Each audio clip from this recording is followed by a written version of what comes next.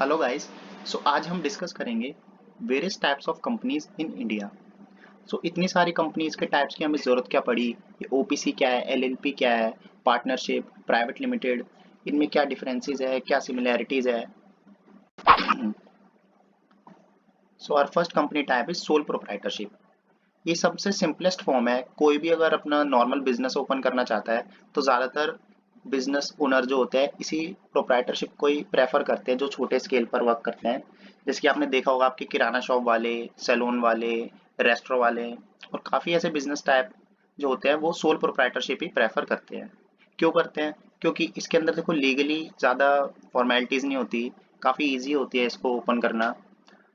और इसके अंदर इसकी हम डेफिनेशन पढ़ते हैं, a business that legally has no separate existence from its owner. इसमें क्या कह रहा है कि जो बिजनेस है और जो कंपनी है इसमें कोई सेपरेट एग्जिस्टेंस एग्जिस्ट नहीं करती। Income and losses are taxed on the individual's personal income tax return. ये इसके कुछ एडवांटेजेस और डिसएडवांटेजेस है। Easy setup and low cost, no corporate business taxes, no annual report filings. इसमें कोई एनुअल रिपोर्ट फाइलिंग भी नहीं होती, जैसे प्राइवेट लिमिटेड में हमें आरओसी फाइल करना होता है, उस टाइप का इसमें कुछ फाइलिंग वगैरह नहीं होती है। Not restricted by formal business structure. जैसे कि हमारी ओपीसी होती है, प्राइवेट लिमिटेड होती है, इसमें डायरेक्टर्स होते हैं, मेंबर्स होते हैं, तो इसके अंदर हमें उस चीज़ की रिक्वायरमेंट नहीं होती। और इसके डिसएडवांटेज है, इसमें अनलिमिटेड लायबिलिटी होती है। लायबिलिटी बेसिकली क्या होता है, ये आपका फाइनेंशियल रिस्क को रिड्यूस कर देता है इंडिविजुअल की। बट इसके अंदर आपका ओनर और कंपनी का कोई सेपरेट एग्जिस्टेंस है नहीं, तो इसके अंदर अनलिमिटेड लायबिलिटी होती है।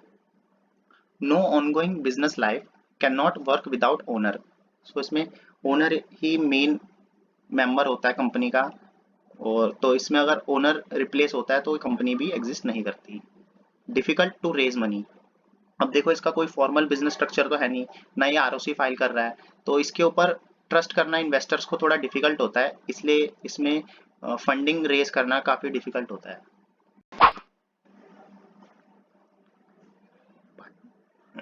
Our next company type is partnership company.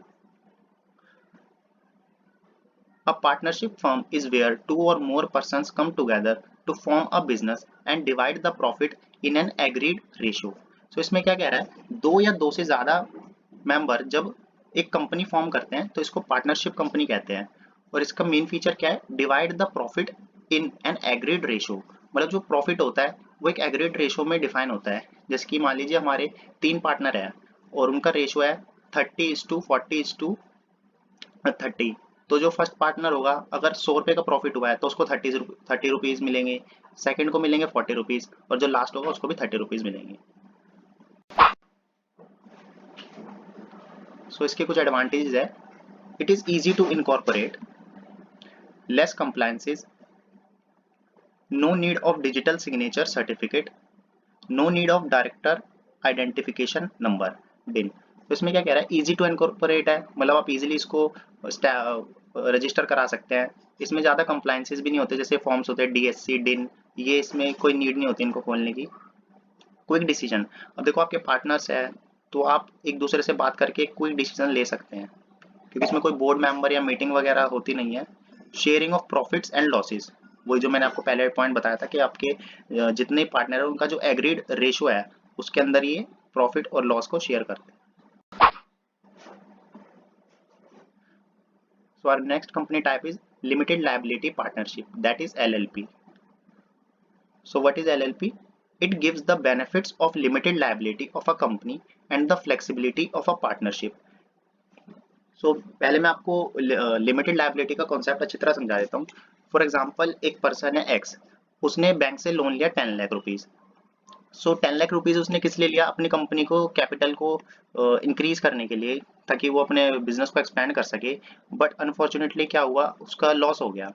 तो लिमिटेड लायबिलिटी में क्या होगा, जो उसका लॉस हुआ है अगर बैंक को उसको रिकवर करना है तो वो उसके कंपनी अकाउंट से ही रिकवर कर सकते हैं। उसकी जो पर्सनल लायबिलिटीज है, पर्सनल एसेट्स है, उसको बैंक टच नहीं कर सकता। हाँ, तो लिमिटेड लायबिलिटी का मतलब यही हुआ। ये क्या होता है, आपके फाइनेंशियल रिस्क को रिड्यूस कर देता है लिमिटेड लायबिलिटी पार्टनरशिप में।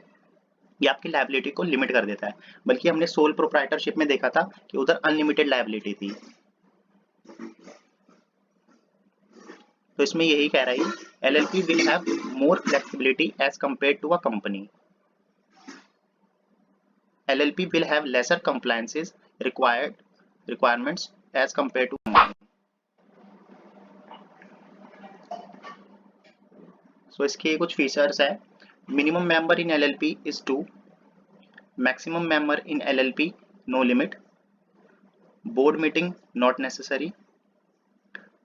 This is suitable for startups, business, trade, manufacturers, etc. So our next company type is one person company, OPC.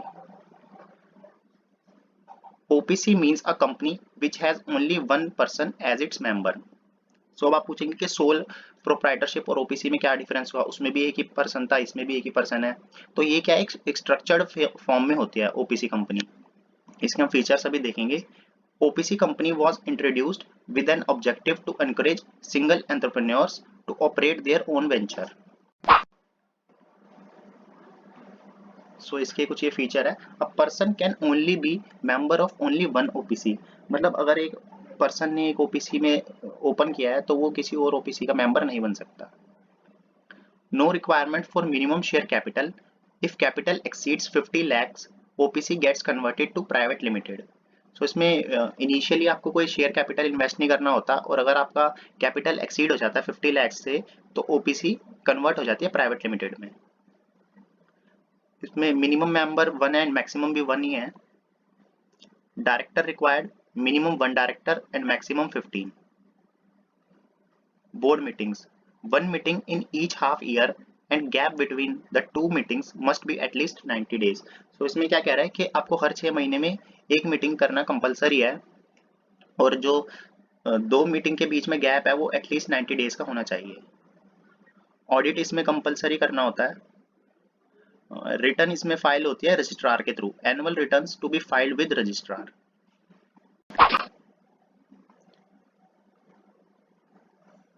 Private limited company.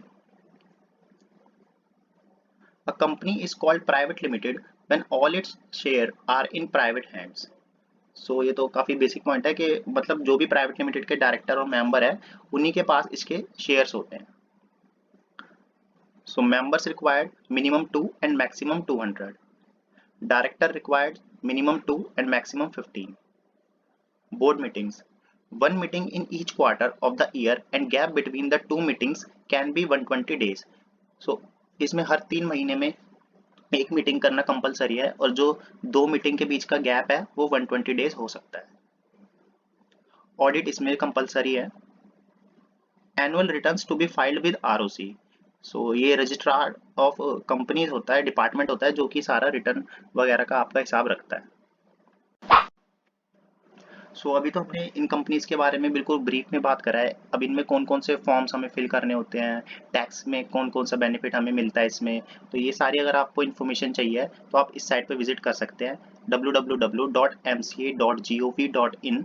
ये मिनिस्ट्री ऑफ कॉर्पोरेट अफेयर्स की official site है। और hope you like this video.